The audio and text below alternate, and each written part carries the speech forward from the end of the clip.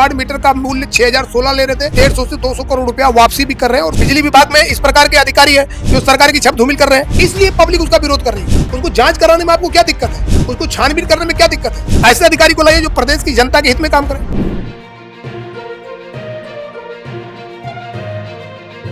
नमस्कार। पिछले 6 महीने से उत्तर प्रदेश के बिजली उपभोक्ताओं के ऊपर एक तरीके से परेशानी टूट पड़ी है। हम कहें कि पिछले 6 महीने के दरमियान उपभोक्ता कभी स्मार्ट मीटर को लेकर, कभी फ्यूल सरचार्ज को लेकर, कभी प्रीपेड मीटर को लेकर, तो अभी ताज़ा मामला जो आया है बिजली का लोड बढ़ाने को लेकर, काफ़ी परेशान नज़र आ रहा है। और दैनिक भास्कर से उसने समय समय पर अपनी पीड़ा जाहिर की, इस उम्मीद में कि शायद भास्कर यूपीपीसीएल आला कमान, प्रदेश के मुखिया योगी आदित्यनाथ और ऊर्जा मंत्री ए के शर्मा तक अपनी बात पहुंचा सकेगा। उपभोक्ताओं की जो परेशानियां हैं वह कम होने के बजाय और उलझती चली जा रही हैं। इस पर हम ज़्यादा बातचीत करने के लिए उपभोक्ता परिषद के अध्यक्ष अवधेश वर्मा से जानना चाहेंगे कि आखिर उपभोक्ताओं की परेशानियों पर लगाम कब लगेगा। देखिए, जहाँ तक सवाल है कि जो प्रदेश की बिजली कंपनियां हैं वो हमेशा गैर कानूनी काम करने पर आमादा रहती हैं।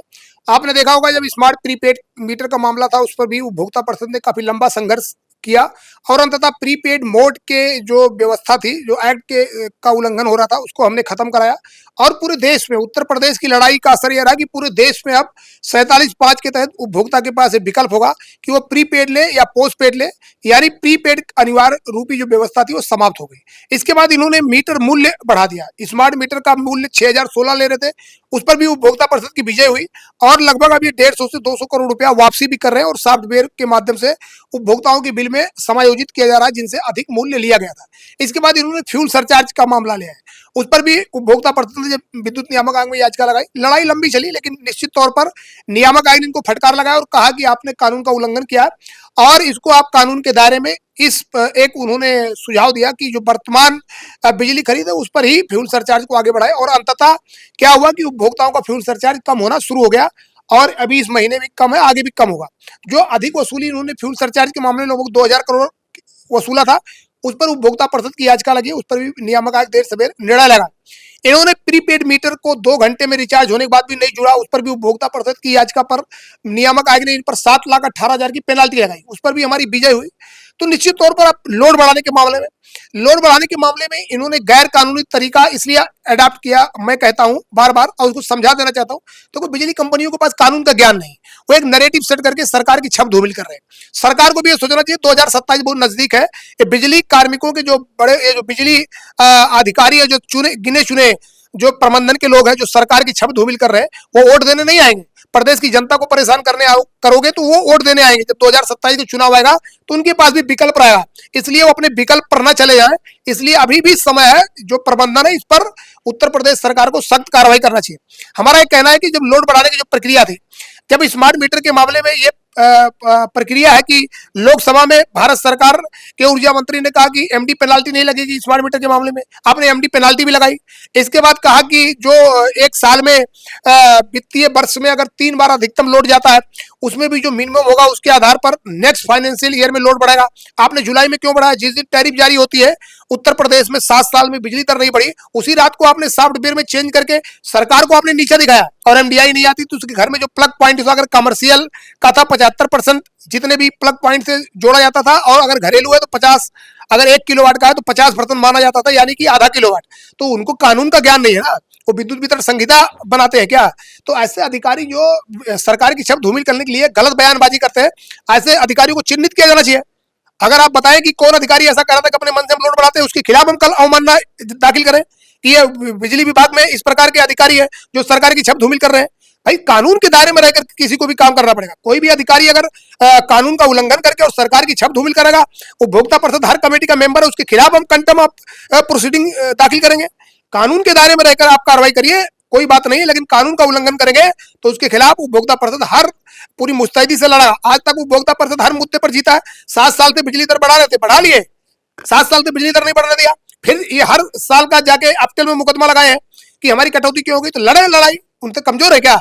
उपभोक्ताओं का लीडर इतना कमजोर नहीं है, प्रदेश में लगातार वो लड़ाई लड़ रहा है, क्योंकि उसको पता है कि वो बाबा साहब की संवैधानिक व्यवस्था के तहत संविधान के दायरे में रह के काम करता है, तो लड़ेंगे और जीतेंगे। अच्छा, हमारे कैमरे पे कई सारे उपभोक्ता थे, कई सारी महिलाओं ने आंसू बहाकर अपनी पीड़ा, अपनी वेदना जाहिर की। कंज्यूम नहीं करते हैं, फिर भी लोड ज्यादा आ जा रहा है, बढ़ा दिए। लेकिन इस पे क्रॉस है वर्मा जी, काउंटर क्वेश्चन है। लेकिन जब अभी मैं तत्काल मध्यांचल डिस्काम के एक बड़े अधिकारी से मिलकर आया हूं, उनका मैं नाम डिस्क्लोज नहीं करना चाहता क्योंकि उन्होंने कैमरे पे बोलने की हिम्मत नहीं दिखाई, लेकिन वहां पे बड़े ही दबाव से बोल रहे थे कि ऐसी कोई बात नहीं है, मशीन कभी झूठ नहीं बोलती। इंसान झूठ बोल सकता है लेकिन मशीन की भाषा कभी झूठ नहीं बोलती। जो कंज्यूमर्स हैं उन्होंने जरूर इस्तेमाल किया होगा, तभी लोड जो है शो करा, उसी आधार पे हमने अभी उनको आइडिया नहीं है, उनको कानून का ज्ञान नहीं है, और उनको कानून के दायरे में जिस दिन आएंगे तो वो एकदम फड़फड़ाते नजर आएंगे। उन अधिकारियों को मैं सचेत करना चाहता हूं कि कानून के दायरे में काम करें। भूल गए आप मध्यांचल विद्युत वितरण निगम में जब स्मार्ट मीटर लगा था, इसके पहले एमडी ने बाहर जंप कर रहा था, रिपोर्ट आई थी, टेस्टिंग में खुलासा हुआ था। भूल गए कि जब आपको स्मार्ट मीटर अभी जब लोगों के घरों में प्रीपेड मोड में चलाया गया तो वो लोड जंप कर रहा था। आपको आइडिया नहीं है, आपके पास कोई रिपोर्ट है? आप निजी घरानों की भाषा मत बोलिए। देखिए एक बात आपको बता दूं, निश्चित तौर पर मशीन सही काम करती है, लेकिन अगर मशीन टेक्निकली रूप से यही मध्यांचल है, स्मार्ट मीटर में चाइनीज जीटीपी अप्रूव कर दी। हमारी शिकायत पर जब पावर कॉर्पोरेशन ने डंडा किया तब जाके वो उन्होंने जो चाइनीज कंपोनेंट को बदलकर फिर इंडियन कंपोनेंट पे आए। अभी भी उसमें कमियां हैं। तो ये मध्यांचल को नहीं बोलना चाहिए, मध्यांचल को ये पता होना चाहिए। मध्यांचल ने प्रेस नोट जारी किया कि स्मार्ट मीटर जो है इसको चेक करने का उनके लैब में अधिकार है। आपको याद होगा, मैंने एनएबीएल को, जो इनको लाइसेंस देता है, एनएबीएल को हमने चिट्ठी लिखा कि मध्यांचल विद्युत वितरण निगम में जो स्मार्ट मीटर की जांच हुई, क्या इनको अधिकार है? वहां से जवाब आया, सभी पेपरों में बड़ी बड़ी खबरें छपी कि मध्यांचल को स्मार्ट प्रीपेड मीटर जांच करने का लाइसेंस ही नहीं मिला है। तो कौन से बात करते हैं अधिकारी? तो ये मध्यांचल के अधिकारी जो भी लोग हैं या जिस भी कंपनी के अधिकारी हैं, वो कानून के दायरे में रहकर सरकार की छवि धूमिल न करें, और कानून के दायरे में रहकर ही प्रदेश की जनता के हित में कोई निर्णय ले, और अगर उसके विपरीत निर्णय लेंगे तो निश्चित तौर पर उनके खिलाफ संवैधानिक दायरे में जो कंटेम्प्ट ऑफ की प्रोसीडिंग होगी वो स्टार्ट करूंगा, और रेगुलेटर के पास जाऊंगा। और देखिए सवाल ये है कि उपभोक्ता को क्यों इस पर आपत्ति हो रही? 47 लाख मीटर आपने प्रीपेड मोड वाले जो मीटर है उसमें 50% है। लोगों को प्रीपेड मोड में जब इन्होंने डाला स्मार्ट मीटर को, तो उसका बिलिंग लॉजिक की वजह से, उसमें चाइनीज चिप की वजह से बहुत मामलों में भार जंप कर रहा था, रीडिंग जंप कर रही थी, इसलिए पब्लिक उसका विरोध कर रही है। उसको जांच कराने में आपको क्या दिक्कत है? उसको छानबीन करने में क्या दिक्कत है? एक गरीब बीपीएल उपभोक्ता जिसको पॉइंट 100 वाट अगर बढ़ा, उसको आपने लाइफ लाइन से हटा के आपने उच्च श्रेणी में डाल दिया। ये उनको नहीं भूलना चाहिए मध्यांचल और किसी भी पावर कॉर्पोरेशन के अधिकारी को। उत्तर प्रदेश सरकार ने अपने घोषणा पत्र में कहा था कि उत्तर प्रदेश का गरीब 1 किलोवाट 100 यूनिट पर रहेगा। अगर आपने उसको 1 किलोवाट से 2 किलोवाट कर दिया तो वो तो सब्सिडी से बाहर हो जाएगा। इसीलिए अभी हमने विद्युत नियामक आयोग में कानून में बदलाव की मांग की है कि 100 वाट 200 वाट चला देने थे, उसको आप सब्सिडी से वंचित मत करिए। अब देखते हैं कि इस पर फैसला कब आएगा।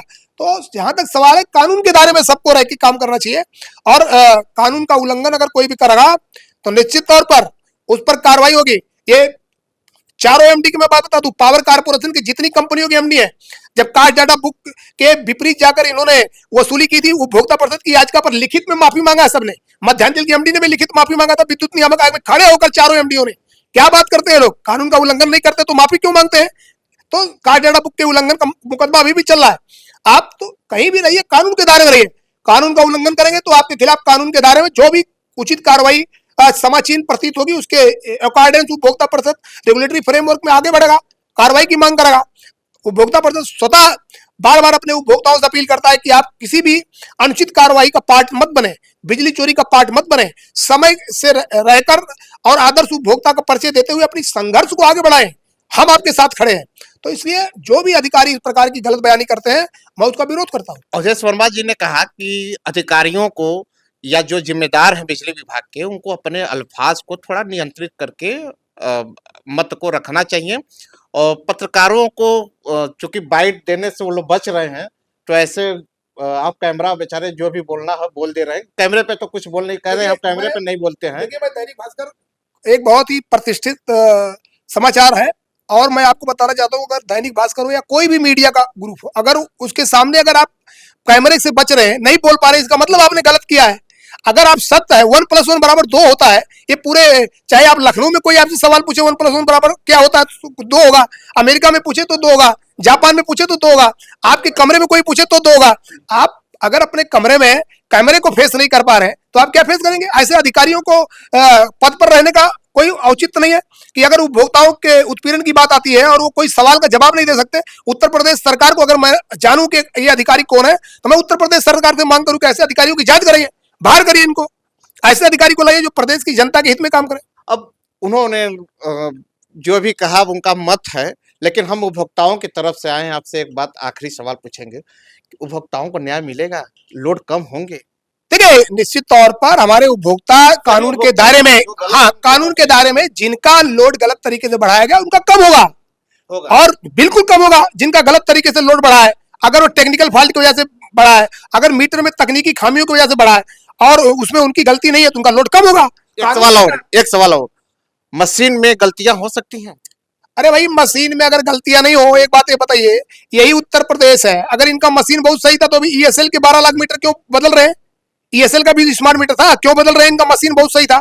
और अगर इनका मशीन बहुत सही है तो इनसे पूछो कि इनके जो मशीन रूपी जो इनके ईआरपी पर कितना रोज इनके यहाँ घोटाला निकलता है कि कहीं कोई अभी एक अकाउंटेंट आपका पूर्वांचल में पैसा लेकर भाग गया था, वो भी तो मशीन के दायरे में रहा होगा, ईआरपी के दायरे में रहा होगा। ऐसी बातें मत करें। मशीन को चलाने वाले लोग, मशीन को चलाने वाले लोग, सॉफ्टवेयर बनाने वाले लोग अगर ईमानदार होंगे तो उपभोक्ता को न्याय मिलेगा। मशीन को तो संचालित कौन करता है? मानव करता है।